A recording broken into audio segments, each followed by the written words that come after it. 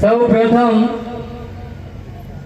આપણા શહીદ મહાપુરુષોને અહીંયા પ્રતિમા મૂકવામાં આવી છે ત્યારે તેમના શ્રદ્ધાંજલિના ભાગ રૂપે આપ સૌ જયકારા સાથે તમામ સાથ સહકાર આપી બંને હાથ ઊંચા કરી આપણા મહાપુરુષોની જે બોલાવવાની છે દોસ્તો, બોલો ભગવાન બિરસા મુંડા કી, બોલો ભગવાન ટંટિયા મામા કી, બોલો રૂપસિંહ નાયક કી, જય જય આદિવાસી। આજે આ રાજગઢ ગામની પવિત્ર અને પાવન ધરા ઉપર 9 ઓગસ્ટ વિશ્વ આદિવાસી દિવસનો કાર્યક્રમ ઉજવી રહ્યા છે ત્યારે આ કાર્યક્રમમાં હજારોની સંખ્યામાં ઉપસ્થિત મારા વડીલો, મારી માતાઓ, ભાઈઓ બહેનો, સાથે સાથે આ કાર્યક્રમના આયોજક એવા ઘોગંબા આદિવાસી સંઘર્ષ સમિતિના તમામ હોદ્દેદારો અને સૌ કાર્યકર્તાઓ તેમજ આપણા કાર્યક્રમની અંદર અશાંતિ અને અવ્યવસ્થા ન ઉપજે એના માટે આપણી વચ્ચે ઉપસ્થિત પોલીસ પ્રશાસન તેમજ આપણો ઘોગંબા તાલુકાનો જે કાર્યક્રમ છે 9 ઓગસ્ટ આદિવાસી દિવસ તરીકેનો, એ માત્ર અહીંયા ઘોગંબા પૂરતો નહીં પરંતુ સમગ્ર આપણા ગુજરાત અને આખા દેશની અંદર આપણા આદિવાસીની એકતા દર્શાવવા માટે જે સમાચારો મોકલવા માટે આપણી વચ્ચે મીડિયાના મિત્રો ઉપસ્થિત છે તેમને માટે પણ ખૂબ ખૂબ આપણે જોહાર કરીશું અને તેમને વંદન કરીશું। આ તમામ ઉપસ્થિત મારા સૌ સાથી મિત્રોને હું તહે દિલથી સ્વાગત, તમામને મારા પ્રણામ કરું છું। સાથીઓ, 9 ઓગસ્ટ એટલે શું એ આપણે બધાએ જાણવું ખૂબ જરૂરી છે। 9 ઓગસ્ટ એટલે વિશ્વ 1994માં સંયુક્ત રાષ્ટ્ર સંઘ યુનો દ્વારા ઘોષિત કરવામાં આવેલો દિવસ એટલે 9 ઓગસ્ટ। આજના દિવસે આપણો આદિવાસી સમાજમાં જે આપણી પરંપરા, આપણી રૂઢિઓ, આપણી બોલી ભાષા, આપણો વ્યવહાર, પહેરવેશ તમામને ઉજાગર કરવા માટે આપણને યુનો દ્વારા 9 ઓગસ્ટનો વિશ્વ આદિવાસી દિવસ આપણને આપવામાં આવ્યો છે। સાથીઓ, આજના દિવસે આપ સૌ આદિવાસીની પરંપરા અંતર્ગત સૌ અહીંયા પોતાના આદિવાસીના પહેરવેશમાં આવ્યા છીએ। આપ સૌ પરંપરા પ્રમાણે આપણા હથિયાર બંધ તીર કાંઠા સાથે અને ઢોલ નગારા સાથે આપ સૌ અહીંયા ઉપસ્થિત થયા છો। પણ આ 9 ઓગસ્ટ એટલે આપણે માત્ર 9 ઓગસ્ટના દિવસે આ કાર્યક્રમ મનાવી, નાચી કૂદીને અને ફરી પાછા આપણે છૂટા પડીએ અને આવનારી ફરી 9 ઓગસ્ટ ઉજવવાની થાય ને ત્યારે આપણે ફરી પાછા નીકળી પડીશું। ત્યારે આપણો આ સમાજ એનાથી ઓળખાણ થશે, પરંતુ આપણી જે અસ્મિતા છે, આપણું આરક્ષણ એ ક્યારેય જળવાઈ રહે એવી પરિસ્થિતિ નથી। નાચ કૂદ, આપણો પહેરવેશ, આપણી પરંપરા એ ખૂબ જરૂરી છે, એ સાચવવી પડશે આપણે, પરંતુ સાથે સાથે આપણું આરક્ષણ છે, આપણી અસ્મિતા બચાવવા માટે પણ આપણે સૌ પ્રયત્ન કરવા પડશે।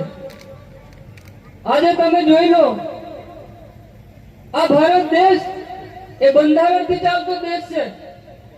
આ દેશ સંવિધાનથી ચાલતો દેશ છે। સંવિધાનથી ઉપર કોઈ નથી। આ સંવિધાનની અંદર દરેક સમાજને બંધારણીય પ્રાવધાનો આપવામાં આવેલા છે। તેવી જ રીતે આપણા આદિવાસી સમાજને પણ બંધારણીય પ્રાવધાનો મળેલા છે। સાથીઓ, આદિવાસી માટે અનુસૂચિ 5 એ આપણા આદિવાસી માટેની જળ, જંગલ, જમીન અને ખાંડ ખનીજ ઉપરના આપણા અધિકારોનું સૂચન કરેલું છે. સાથીઓ, અનુસૂચિ 5 એ આદિવાસીની જમીન ક્યારે પણ કોઈ ગેર આદિવાસી લઈ ના શકે, અને ગેર આદિવાસી તો શું પણ સરકાર પણ ના લઈ શકે, એ આપણા પ્રાવધાનો આપેલા છે. છતાંય આજે તમે જોઈ લો, આજે આપણા આદિવાસીઓની જમીનોમાં પ્રોજેક્ટના નામે, કોઈ કંપનીના નામે બારોબાર આપણી જમીન છીનવાઈ જતી હોય, ત્યારે આપણો આદિવાસી સમાજ એ અંગ્રેજો વખત પણ જમીન અને જળ જંગલો બચાવવા માટે ની લડાઈમાં અને સંઘર્ષ સાથે વિતાવ્યો હતો. તો આજે પણ આપણી જળ અને જંગલ જ્યારે છીનવાતી હોય, ત્યારે આપ સૌ એના માટેની જે એકતા બતાવવી પડશે, એ આજે એકતા દેખાતી નથી. આપણી અસ્મિતા બચાવવી પડશે. આપણા સમાજ ની અંદર જે અત્યારે બંધારણીય પ્રાવધાનો પ્રમાણે અનુસૂચિ 5 લાગુ છે, આજે પણ લાગુ નહીં થઈ, ત્યારે આજે જોઈ લો 1994 નું પેશા એક્ટ કાનૂન, સુપ્રીમ કોર્ટ નું જજમેન્ટ, આજે 32 વર્ષ પૂરા થયા, પરંતુ પેશા એક્ટ કાનૂન આજ દિન સુધી લાગુ નહીં કરી આપવામાં આવ્યું. પેશા એક્ટ કાનૂન એ આપણા વિસ્તારની અંદર સ્વશાસન વ્યવસ્થા માટેની જોગવાઈ કરી આપેલી છે. આ પેશા એક્ટ કાનૂન પ્રમાણે આપણા ગામની અંદર હોય કે આપણા વિસ્તારમાં રૂઢિગત ગ્રામ સભાનો પાવર એ બંધારણમાં આપેલો છે. છતાંય આજે પેશા એક્ટ કાનૂન એ આપણને માત્ર ને માત્ર ગોળી વગરની બંદૂક ખભે મૂકી આપેલી છે. અને અહીંયા હમણાં કીધું તેમ આરક્ષણ આપણો ધીરે ધીરે ધીરે ખતરા તરફ જઈ રહ્યો છે. તમે જોયું હશે, આપણા આરક્ષણો વિશે આપણી જમીનો, આજે ડેડિયાપાડાની અંદર તમે જોઈ લો, એક ખેડૂત સનદમાં મળેલી પોતાની જમીન અને વર્ષોથી એ ખેતી કરતો હતો, અને એ ખેતીની અંદર ફોરેસ્ટના અધિકારીઓએ જ્યારે આવીને રાતોરાત એ ઉભા પાકને છીનવી એમ નીચે પાડી અને ત્યાં એક ઘર્ષણ ઊભું કરવામાં આવ્યું, ત્યારે એક પોતાના ગામના આગેવાન તરીકે અને એક ગુજરાત એમએલએ તરીકે માનનીય ધારાસભ્ય શ્રી ચૈતર વસાવા સાહેબ આ મુદ્દે જ્યારે ન્યાય અપાવવાનું કામ કર્યું, ત્યારે આપણા જ સમાજમાંથી અમુક નેતાઓ તેમને ખોટા ષડયંત્રો રચીને, ખોટા આરોપો અને ખોટી કલમો નાખીને આજે 7 વર્ષની જેલો ઠોકી આપવામાં આવી છે. દોસ્તો, એવી જ રીતે આપણા ઘોઘંબા તાલુકામાં આદિવાસી સમાજને જ્યારે જાગૃત કરવાનું કામ કરવામાં આવી રહ્યું છે, આદિવાસી સમાજના જળ, જંગલ, જમીન અને ખાણ ખનીજ કે પોતાના અધિકારો માટેનું જ્યારે જાગૃત અને જેમને અમારા યુવાનોને તૈયાર કરી આપણા હક અને અધિકારો માટેની જ્યારે લડાઈ, ન્યાય માટેની જે લડાઈ લડી રહ્યા છે, આપણા સમાજ માટે જ્યારે અનીતિ કે અન્યાય થઈ રહ્યો છે, ત્યારે જે લડાઈ લડી અને આદિવાસી સંઘર્ષ સમિતિનું સંગઠનને મજબૂત કરવા માટે આપણા યુવાનોને તૈયાર કરીને આપણા સમાજને જ્યારે ન્યાય અપાવવાનું કામ કરે છે, ત્યારે આપણા પણ આ વિસ્તારની અંદર આપણા સમાજના અમુક વ્યક્તિઓ, અમુક નેતાઓ દ્વારા ખોટા ષડયંત્રો કરાવડાવીને, ખોટા કેસો કરાવડાવીને, ખોટા આરોપો લગાવડાવીને આપણા જયરામ ડોક્ટર સાહેબને ખોટી જેલોમાં નાખવાનું કામ કરે છે, અને તડીપાર હોય એવા કેસો લગાડીને તડીપારો કરાવડાવવામાં આવે છે. દોસ્તો, આજે આપણો સમાજ પોતાના અધિકાર માટે જ્યારે બોલે છે, ત્યારે આપણા જ સમાજમાંથી હાથા બનીને આપણા અધિકારો માટે બોલતો અવાજ બંધ કરવા માટે કઈ ને કઈ ષડયંત્રો રચાય. તમે જોઈ લો, આજે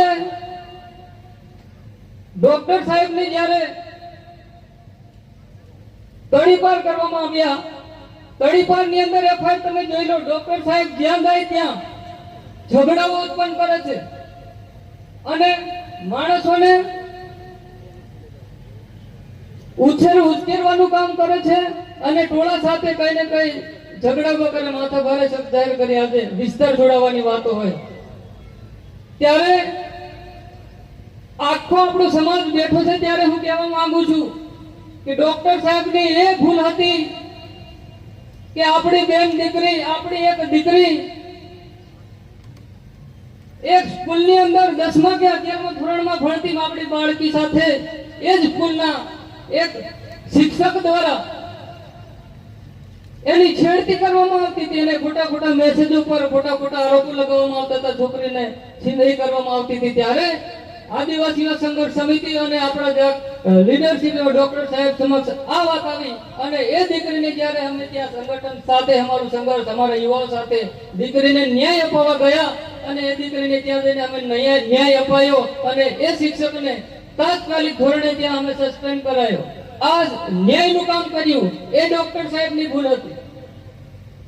બીજી ડોક્ટર સાહેબની ભૂલ એ હતી, એક આશ્રમ શાળાની અંદર અમે લોકો ગયા અને ત્યાં 3જા કે 4થા ધોરણમાં ભણતું એક બાળક, એ બાળકને બચારાને અહીંયા હાથમાં ફોલા પડી રહેલા, આખો હાથ હજડમાં આંગળા છૂટા નહીં થાય, એને પોતાને ખાવા માટે પણ હાથ ન વપરાય એ પોઝિશનમાં બાળક પીડાતું હતું અને ત્યાં કોઈ રસોઈ નતો અને એ બાળક જોડે જ્યારે રોટલાના પેલા મુઠિયા બનાવવા માટે કામે લગાડી દેતા હતા ત્યારે એ બાળકને અમે ન્યાય અપાવવાનું કામ કર્યું હતું। ડોક્ટર સાહેબની એ ભૂલ હતી। સાથીઓ,